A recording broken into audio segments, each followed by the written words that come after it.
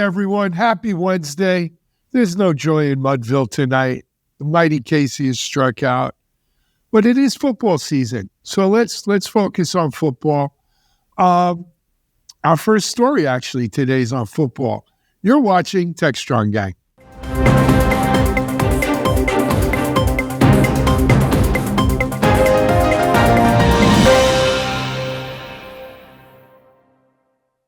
Hey, everyone. It's Alan Schimmel. Happy Wednesday. As I said in the opening, no joy in Mudville. Congratulations to the Dodgers. They certainly seem to be the better team in this World Series. But life goes on. It's the middle of football season. And as they used to say in Brooklyn about them bums, just wait till next year. We're going to switch, as I said, though, over to football. Our first story today is on football. But first, let me introduce you to our gang today. We've got hardcore gang. We're down to our core here. Let me bring them on. First of all, he immediately switched from baseball to football, spouting his University of Georgia Bulldog shirt. He's the czar of Silicon Valley, Jon Swartz. Hey, John, how are you?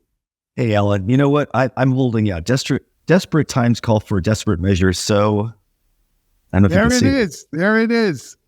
They got That's a chance. Like they're still breathing. They're still breathing. Hopefully they win, but I will hold that hope against all odds, especially against the Dodgers. I would root for Iran before I root for the Dodgers, by the way. Anyway. True meaning of a fan, never give up. Speaking of a true fan, from near Ground Zero there, well, a little north of Ground Zero in the Bronx, our chief content officer, Mike Vizard. Hey, Mike. Hey, we're still holding out hope here, man. The Yankees, we're gonna 4 straight. It's been done. We can make it, man. Okay. Not if you believe AWS stats like they have on all those sports things, right? I never believe those. I think Google Cloud is actually official stats analysis for the World Series. AWS spout, I think is NFL. Google Cloud might be the MLB. You're right. Let's move on to Denver. Right? The king of guitars, our CTO, Mitch Ashley. Hey, Mitch, how are you?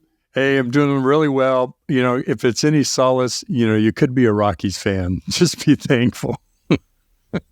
Absolutely. You're in the series, boys.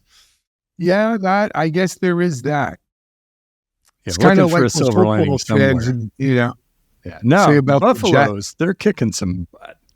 They're doing well. Buffalo's doing well, yeah. Buffalo's doing well. Enjoying that. Anyway, that's a good transition into football, Mitchell. Our first story today, our first article, and our first what we're going to cover is about the Dallas Cowboys calling an AI audible.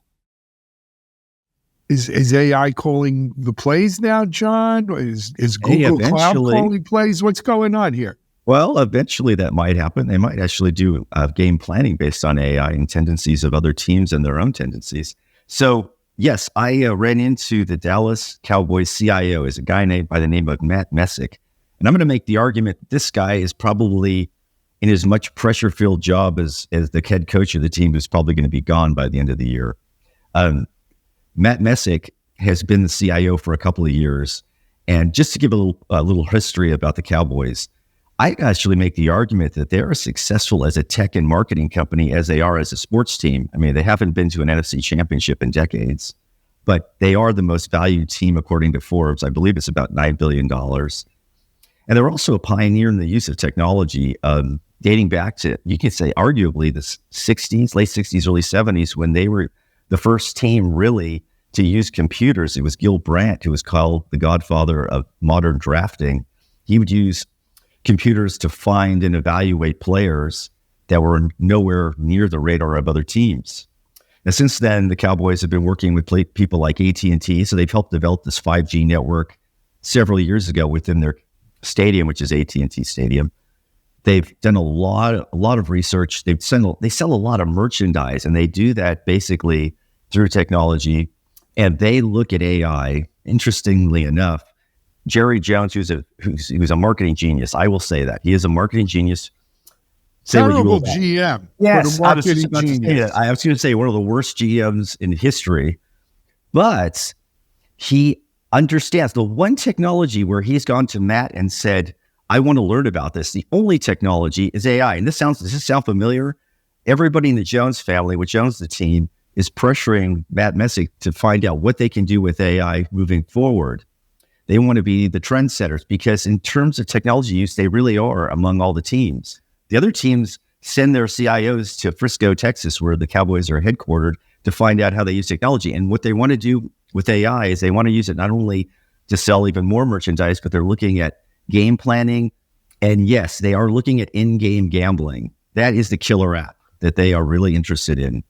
And I think obviously the league is interested in gambling. That's their bread and butter.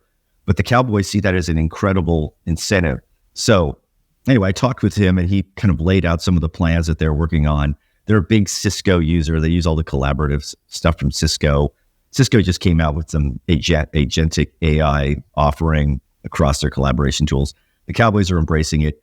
And it'll be interesting to see how it plays out because these guys really are the premier team in terms of use technology. I dating back to my days at Barron's, I would go down there and visit them and they were showing me the testing of 5G and a lot of the stuff they're working on.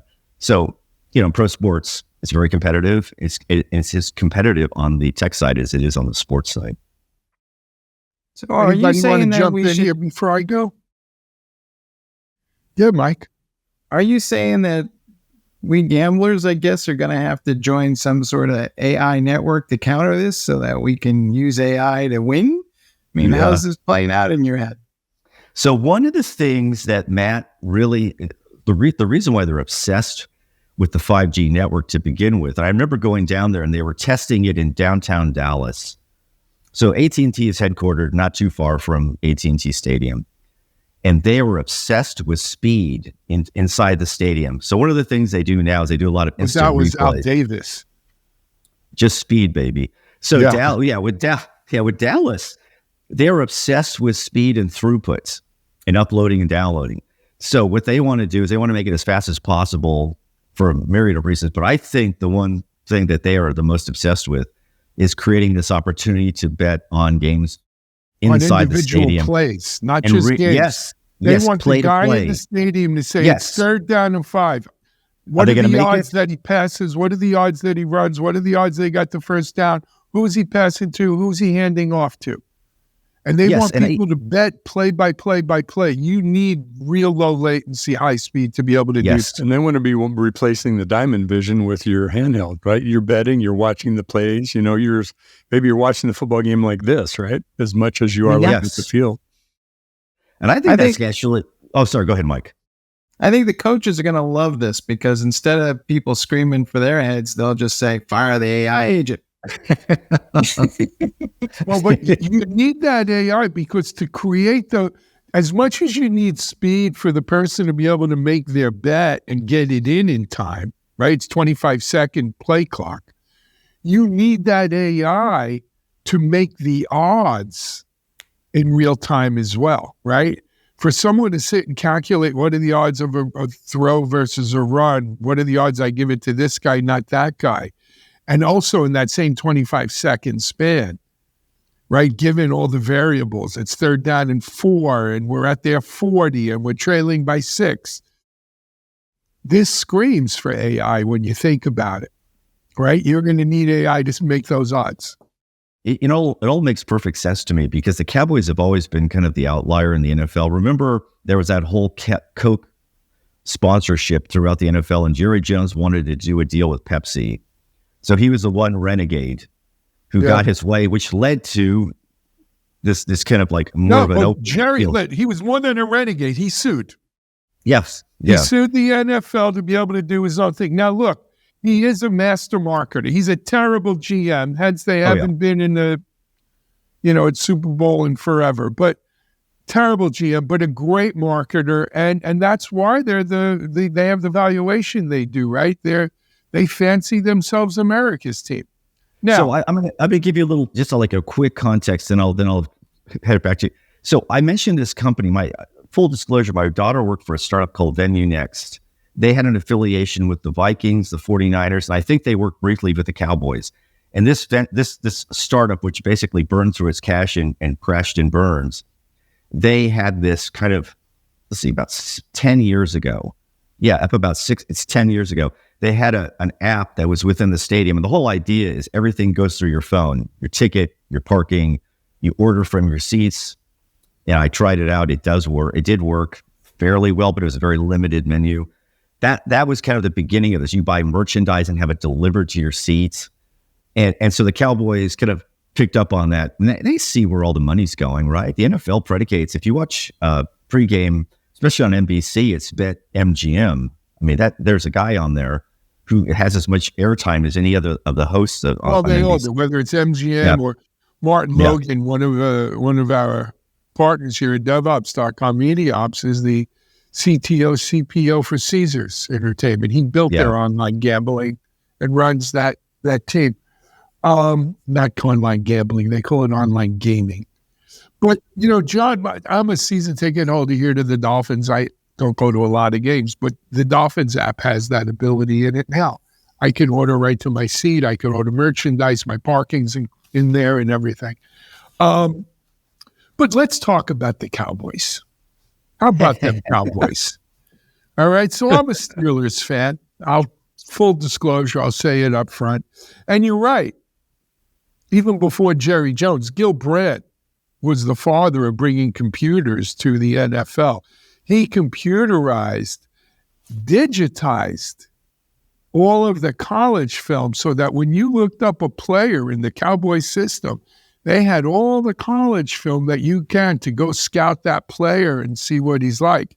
There's an old story, the best draft ever in the NFL, best draft ever, was, I believe, the 1972 draft of the Pittsburgh Steelers. Yes. 4 Hall of Famers in one draft. Lynn Swann, Jack Lambert, John Stallworth, and Mike Webster. All in one draft, all Hall of Famers. The Steelers drafted John Stallworth in, I think it was the 4th round. He was a great receiver. No one knew who he was. He went to a historically black college. You know what? You just read my mind. I was going to say that's what the Cowboys. I think it was Ed Too Tall Jones. I want to say it was him, but maybe it was some other player. No, Ed Too Tall Jones was a well-known guy. He was a first-round pick, Ed Too Tall Jones. Okay, but the Cowboys never knew about John Stallworth because the Steelers scout, and he's a Hall of Famer now. He's passed away. He knew the Cowboys were digitizing all of the film and going through their scouting. There were only 2 reels of John Stallworth playing football in college. That Steelers scout took them both and never gave them back. And no one in the NFL knew John Stallworth or had seen film on him. And so the Steelers just tucked it away and waited to the 4th round and said, we're going to take this guy, John. Everyone said, who? John Stallworth. Now they got film on Pop Warner kids. So, there's that's never going to happen again. I coached Pop Warner. We had film. There's an app called Huddle. Yes, that's very good. It's very popular still. Max Prep is another one at 9. Hey, by the way, Alan, Lynn Swann went to high school, maybe 3 miles from where I lived. He went to Sarah High School. Really? Yes. Anyway, but I was going to mention, he went to USC, and he was a very known quantity. He was well known. He was their 1st-round pick that year. Right, but it's interesting though. The Cowboys, in a sense, are as well known and respected within the league. And here's the funny thing. So this guy, Matt, was saying, oh, yeah, they all come and visit me. They all come to visit our facility to learn from us. And I said, oh, it's kind of like when you're successful as a coach. And I think of the West Coast offense or when Bill Walsh was in his prime, teams would come. Yes, they would come to concepts. But I got to take umbrage with your use of the term well-known and respected. Okay? I'm reminded of The Godfather Part 2, Frank Pantangeli says, your father did business with Hyman Roth. Your father made money with Hyman Roth. Your father never liked Hyman Roth. It's the same thing with the Cowboys. Yeah, no, they're a hated franchise. They're like the University of Texas. I said it.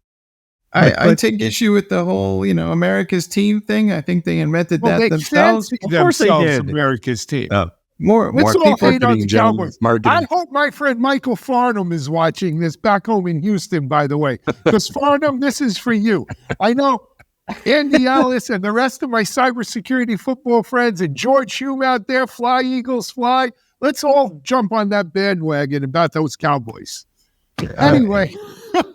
I think, as a New York Giants fan, I follow my ABCs. Anybody but Cowboys. Cowboys, you betcha. How about that? Oh my gosh.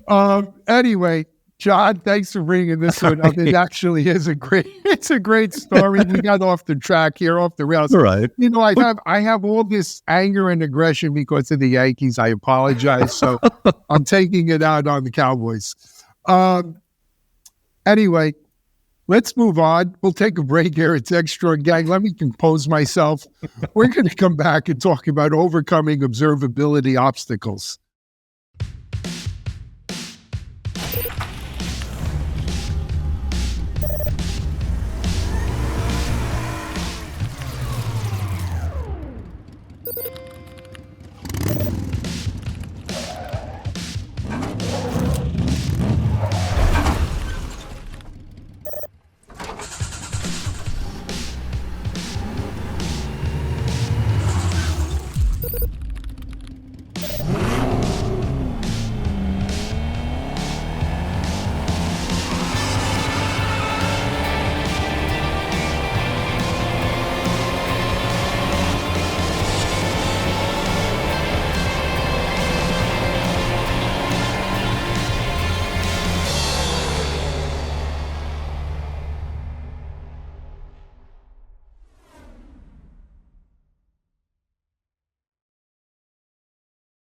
All right, folks, we're going to, maybe be a little more serious for a minute here, but we'll see how it turns out. But if you've been following the show, you know that we've been kind of taking apart this DevOps Next report that Mitch and the folks at Techstrong Research put together. And one of the things we looked at in this report was observability.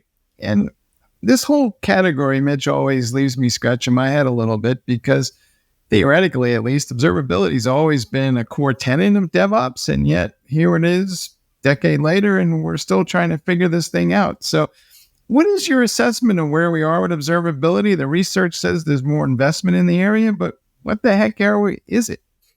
Well, one thing we should have studied is, just anecdotally, there's a lot less therapy involved in observability than there is technology in sports, as we proved in the last segment. I think we can just send in a recording, Alan. You can skip your next session. That'll do. Anyway, I had to put that in there.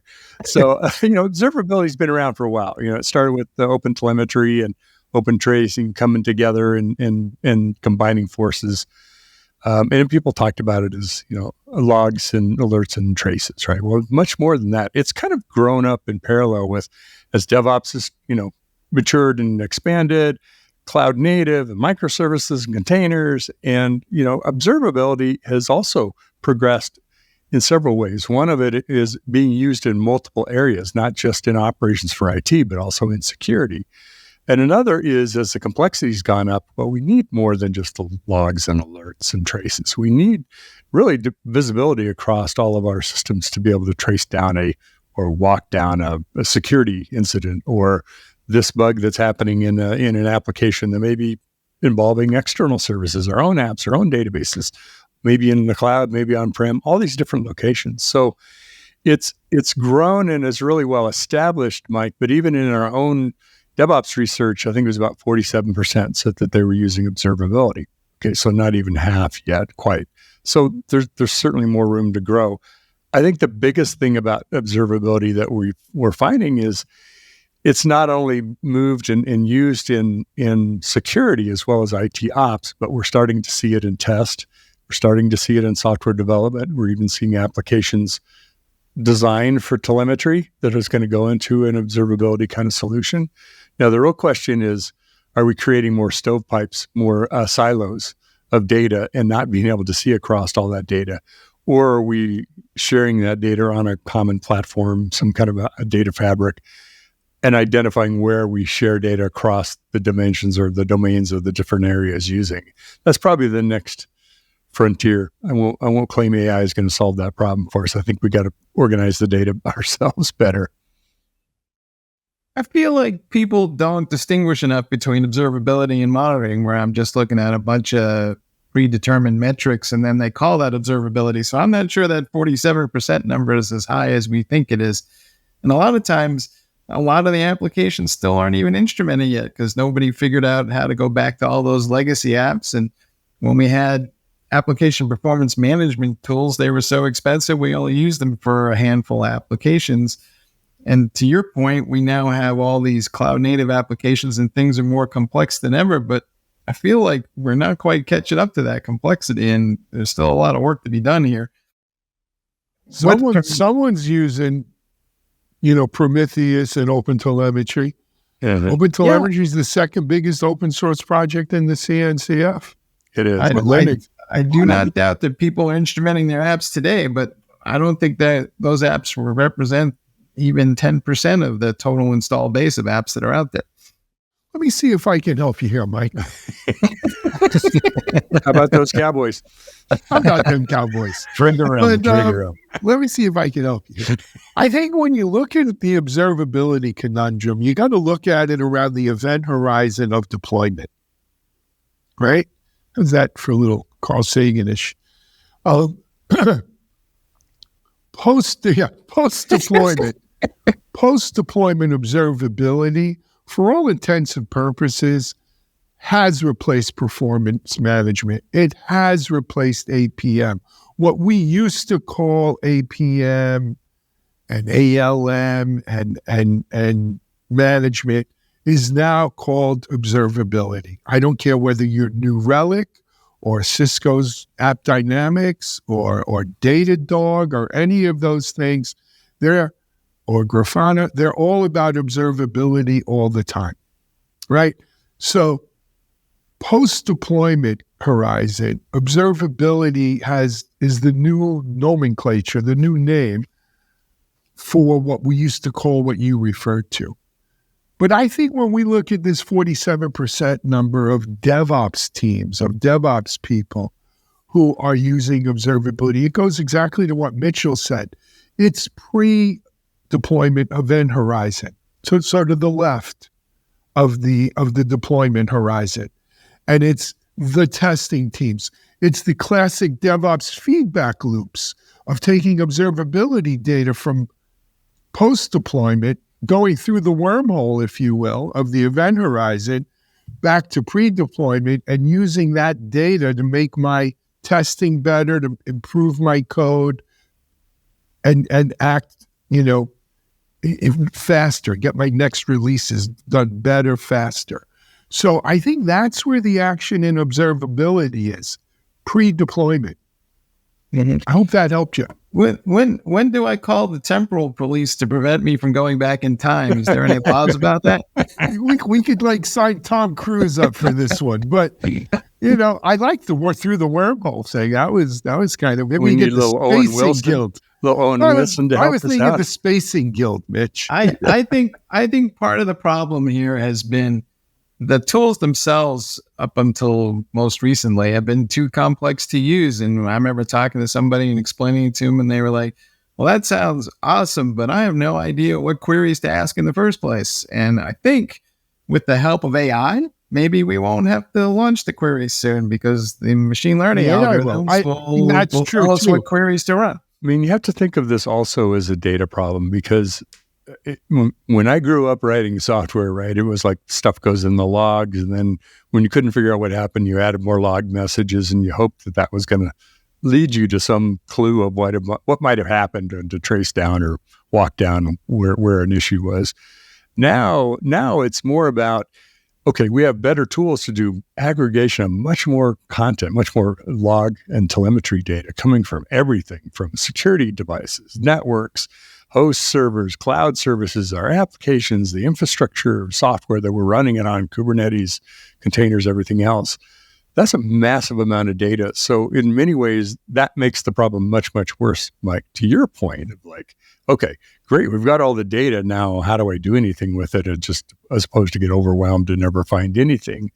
And that's where observability tries to step in and do much better job of correlating, tying events together, and being able to walk across different systems and different devices that are emitting content And then they actually have an app platform for building apps on top of that data.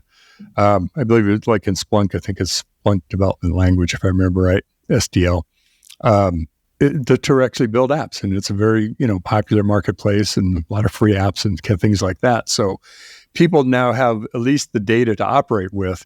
It's, to your point, what's the questions we need to ask? And then how do we build kind of better monitoring, better alerting, better whatever? I think observability is a poster child for AI and the full spectrum of AI. Quite frankly, what we call observability today would be impossible without machine learning, right?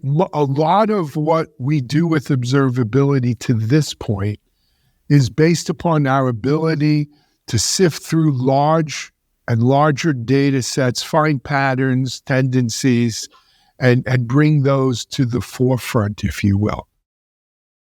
Now, as you get more data and you find more patterns, you tend to bring more to the forefront, and it overwhelms the ability of humans, no matter how good that UI is in your observability platform, whether it's Splunk or one of the others. There's so much observability being observed that it overwhelms the human. So phase 2 of this observability revolution is bringing generative AI or agentic AI into play to parse and make decisions based upon the pattern recognitions and observability of the machine learning AI.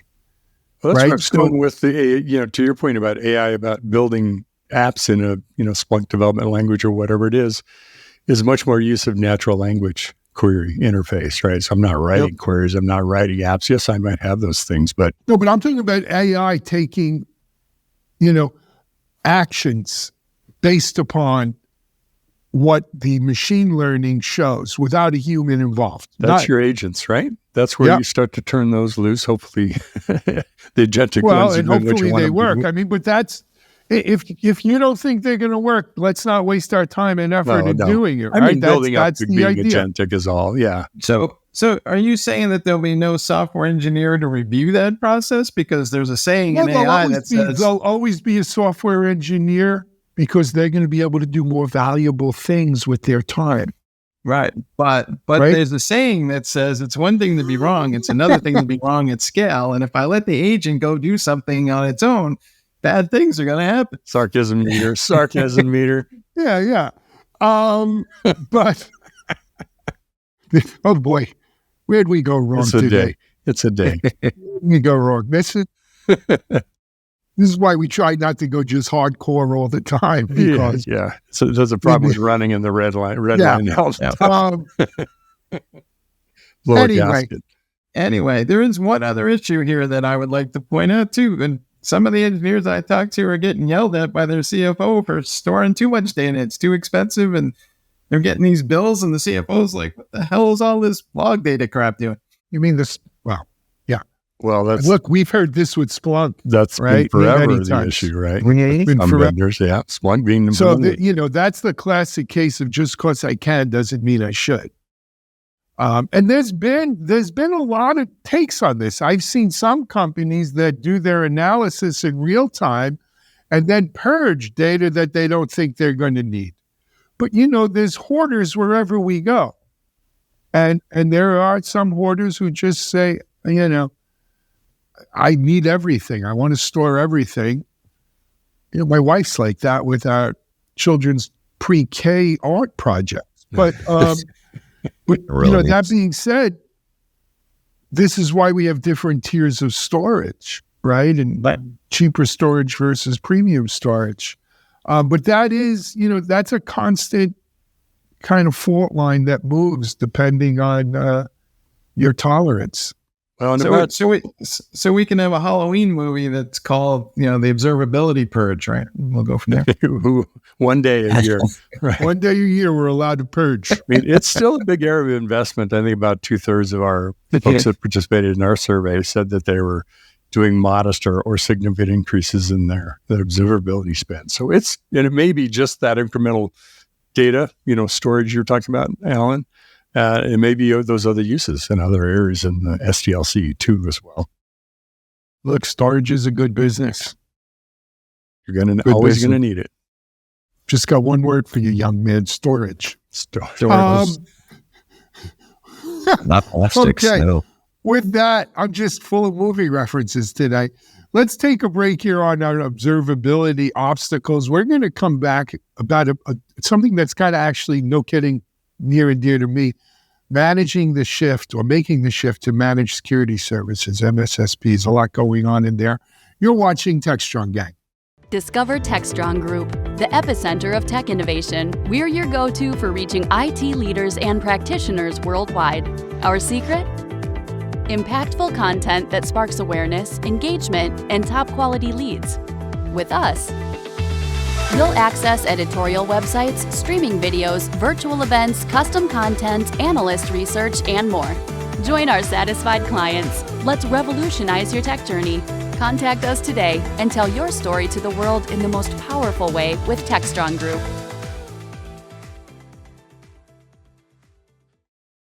All right, folks, we're back. And yes, we're talking about managed security services, and they've been around forever. But there's an argument that's starting to emerge that says, well, the bad guys are getting too smart. The attacks are too much volume in the attacks. And we're on the cusp of AI, and no cybersecurity team on its own can train all the models that are required. So maybe the whole thing is just going to become a service that we consume rather than a set of products and platforms that some SecOps teams deploy. Alan, I know you've been around this space a long time. Has the managed security services time, has it come? Yeah. So let me start off, first of all, by saying, this segment right here references two articles over on Security Boulevard. One is that NTT, one of the largest MSSPs in the world, has tapped Palo Alto for their MXDR service. So they're basically being powered by Palo within their SOC, NOC, and all of that. Secondly, the good folks over in Sophos out of UK, they bought SecureWorks, which was one of the first big footprint MSSPs that Dell bought years ago. They bought it for a little under $1 billion, which, for whatever reason, MSSPs never got the multiple that your true software or even some of the SaaS companies get. But that being said, Mike, let Uncle Alan tell you a little story here about MSSPs. Mitchell and I started a company back in Boulder, Colorado, 2001, still secure, 2001. And we banged our head on the wall for about 5-6 years, selling vulnerability management, IPS, and network access control. And I came to the conclusion that we sucked. Not just we still secure, but the whole paradigm of how we do security sucked. That there wasn't but a handful of companies in the world that were capable, and this is back in 2006, 2007 maybe, that there were maybe 50 companies in the world that could do security by themselves, that had the resources, the will, the wherewithal to do security and do it well. Well, and keep in mind, Alan, that was in the day of, you passed the mirror nose test. Oh, you could be a security engineer. Come here. Yeah. Sysadmin, didn't you used to work on the Cisco switch? Here, you're a security guy. Come on in engineer. here. It was. I mean, literally, that was big of a gold rush to find people. Absolutely. And so we went to the board at Still Secure and said, hey, we need to pivot. MSSP is the future. People need someone to do their security, if not entirely, at least augment their security. And I bought a security company, identified, and we acquired a security company right down here in South Florida. I had just moved down here a few years before. And I'd be damned if I remember the name of that company now, but Steve Harris was the CEO of it, very capable guy. And the idea was we were going to do a roll-up because the MSSP business was so fragmented. There was no NTT at that point doing MSSP. SecureWorks was the only one who had, and I think they were based in Atlanta or Georgia area, but they had kind of a national footprint. Every other MSSP was very regional. There were like 1,000 MSSPs in the US when I did my research. And we were going to do a kind of roll-up in MSSPs. Of course, by then we had already burned through a lot of money at Still Secure, and we're losing money, and the board really didn't have the appetite for another business development adventure led by me. And I left Still Secure shortly thereafter. But if they would have followed that strategy, I wouldn't be here now. I'd be out watching the Cowboys or something. Wasn't it Protect Point? Is that who we bought? Yes, Protect Point. That was the name of the company. Mitch, you remembered. Yes, Protect Point. And so I have been a believer in a long time that the fact of the matter is most organizations are incapable of doing a soup to nuts security ballgame. They just can't. They don't have the resources. They don't have the will to do it. They don't have the oomph. They don't have the software. They don't have the tools. They don't have the talent.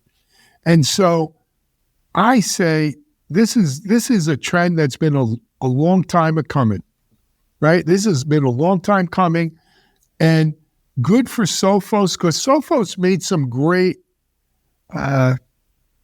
MSSP tools, right? They had what we used to call back in the day a UTM. Now, Mitchell tried to build a better UTM with a router called Cobia. And he can tell you about that tomorrow's bedtime story. But tonight, kids. Yeah, but Sophos has a long history of servicing the MSSP market. Mm-hmm. So my question is, by buying SecureWorks, though, do they alienate their MSSP audience? Right. A lot of the MSSPs I talk to are sick of buying the gear themselves, and they're just as happy to resell somebody else's service under their own label as well. So Protect Point was what we call a roll your own. This is before stuff was legal in Colorado. But let me ask you this. I mean, I don't disagree with your analysis, but for decades now, organizations continue to try to hire cybersecurity people, build their own platforms, and manage all this stuff. And it's like beating your head against the wall and expecting a different outcome. And yet that's what they keep doing. Well, I think there's a tipping point. There's a point where you reach where what you're trying to secure and operate and then manage, monitor, is beyond the complexity of what a service provider can respond to. They have to get you involved again. And you reach this point of saying, well, maybe I should just do that part of it ourselves. It made a lot of sense to outsource it when it was just resource intensive and they could do it as well as we could, maybe better. Maybe they have the skills that we have. You get into bigger organizations, maybe you use an MSP for some of that, but you'll also probably consider doing more of it internally. So there's this tug and pull about what part of the market is best suited for MSSPs. And it does depend on the tools the MSSP is using. I think the NTT Palo Alto story is a great example of it. NTT's coming in saying, we have best of breed software here. We have Palo Alto, a name, brand, and trust. I think, leaning back on, Mr. Allen, good news. AI is going to force the issue. I don't think your average organization can collect enough data to train an AI model, much less build and maintain it. So if I'm going to fight fire with fire and everything is now a real-time fight and I need AI, I don't see how you're going to get there without a service provider to deliver it for you. No, but let's take Sophos. Or not. But, Sophos can build a tool that utilizes the SecureWorks data set as an LLM and sell you that tool or sell it to you as a service. I think the vendors are becoming service providers. If you look at Sophos and where it's going and Palo Alto Networks and all of these guys, they start out with this, we have a SaaS platform. It's an as a service security platform. And then, for a few dollars extra, we'll sell you some managed services. And if you need a partner to implement it, we'll send that too. So let Uncle Allen tell you another story. This is not new in security. I remember walking uphill to school and uphill back from school. Company called ISS. That was the first big security buy. IBM bought ISS. I forget if it was $400 or $600 million. And that was crazy back then for security. Who the hell would pay that much for a security company? Well, when you looked at their revenue, I think they had, I don't know, $75 or $85 million in revenue. So it wasn't that crazy. It was maybe 7 times revenue. This is post.com bubble burst. But when you looked under the covers at ISS's revenue, 40% of it, 40% of it was services, not software. And I would venture that every security company that's been sold ever since has a like amount of services tucked in underneath, whether it was pro services back then or managed services over the last 10 years. That's been the dirty little secret in the security business. Well, that's why they don't sell just product. So much of it is sold through the channel for that reason. Exactly. Yes. Yeah. And who is still one of the largest managed security service providers out there today? IBM and then Cisco. Yeah, IBM, absolutely. And it is the old ISS business at the core of it. Though, Cisco didn't manages IBM make the deal with speaking Palo? I was going to John? mention Cisco. Speaking of Cisco, they're managing the security for our dreaded Dallas Cowboys. So, There you go. There big you a go. tech How about titan as them they think Cowboys? they are. You had to bring us back there. had John, to do it. And they got their asses kicked by the 49ers. Sorry, I'm sorry. Go ahead. yeah, I saw it this past weekend. They absolutely did. And it's not the first time. Shades of Joe Montana to John Taylor. I know. I'll hold on to that. I'll hold on to that. Thank you. Absolutely. Yeah. But Roger Staubach, that's all I got to say. Wow. Bring back Roger back Roger. You know what? Greg I didn't Morgan. say Greg sorry. Morgan got Roger the Dodger, though. I'll tell you, even as a Steelers fan, he scared the hell out of me. That's He great. really did. That's fine. He was like, no, look the man is different. Tom Landry. Or Jerry Jones. Tom Landry. Classy guy. Well, There you go. I don't know. I'm betting that the road to the Super Bowl this year is going through Detroit. That's what I got to say. Really? Motor City, man. That's a good bet right now.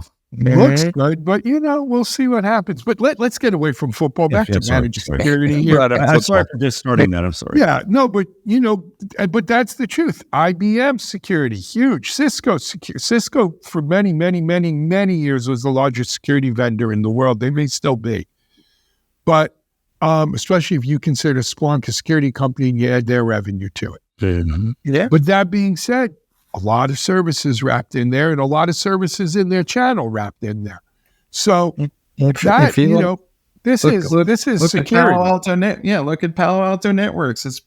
I'll wager you that it's probably 40 to 50% services. Didn't IBM do the deal with Palo Alto? And I thought Palo's doing services now or something. Yeah, I believe they have some sort of alliance, but and I think it's more than just your typical Barney announcement, but IBM also has relationships with everybody.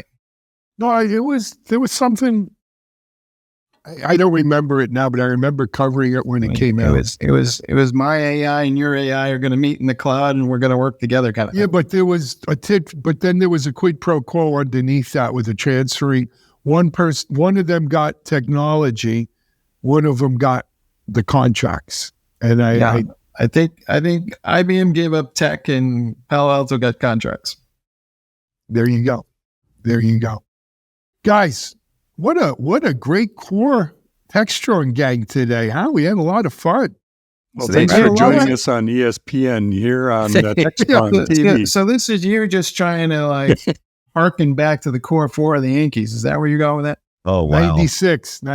So that's what I thought when we lost the first 2 games. It was going to be like the Atlanta Braves, and we all remember Jim Leyritz. Pinch hit, hitting that home home run that turned that series around. But as I said, the mighty Casey has struck out. But that's okay, right? There's always next year in baseball. There's always next year. And there's always tomorrow on the Techstrong gang. It's true. And are you going to be on the show tomorrow? I don't think so. Because, you might have to eat some of those words. Yes. I'll tell you what. If there is a game 5, I will come on and eat my words and apologize to you. Right? But as I said, when Mush made that bet, I just tore up my tickets. I'm looking forward to accepting your apology graciously. I think the Yankees are gonna salvage at least one game, at least one. To save face. Yes, they are. You think Aaron Judge hits a home run? No, you'll strike out 2 more times. Sorry. Okay. I'm going to end this with, how about them Cowboys? That was one of my favorite things. Michael Farnham, I hope you're watching this wherever you are. But guys, hey, we've got a full Techstrong TV following this. We've also got a great virtual event we did yesterday. If you ever want to check out our virtual events, go to techstrongevents.com, and whether they're going on live or on demand, some great sessions on there, and eventually they do make their way onto Techstrong TV. But for now, this is Alan Schimmel, Mitchell, Michael, Jon, thanks for joining us. You've just watched Techstrong, gang.